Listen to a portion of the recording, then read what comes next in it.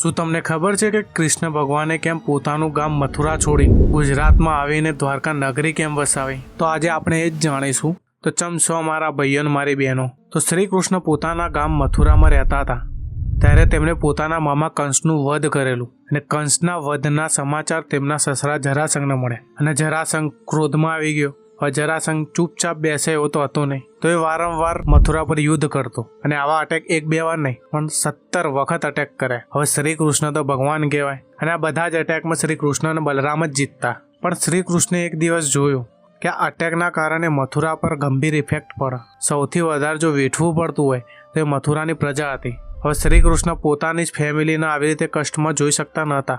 તેમણે વિચાર્યું કે જો યુદ્ધ ચાલતું જ રહેશે તો નિર્દોષ લોકો જીવ ગુમાવશે. તેના કારણે શ્રી કૃષ્ણે છેલ્લે નિર્ણય લીધો અને આ નિર્ણય હતો મથુરા છોડવાનો. એટલે તેમણે યુદ્ધથી ડરીને નહીં પણ લોકોની રક્ષા માટે મથુરા છોડવાનો નિર્ણય લઈ લીધો. પછી એ ગુજરાતમાં આવ્યા. ગુજરાતની અંદર સમુદ્રની વચ્ચે એક નવી સુરક્ષિત નગરી બનાવી જેનું નામ તેમણે દ્વારકા રાખ્યું. આ કારણથી લોકો શ્રી કૃષ્ણને રણછોડ પણ કહે છે. પણ સત્ય એ છે કે તેમણે યુદ્ધ નથી છોડ્યું, તેમણે પોતાની પ્રજાને બચાવી હતી. જો તમને પણ આ વિડીયો ગમ્યો હોય તો કોમેન્ટમાં જય શ્રી કૃષ્ણ લખતા જજો.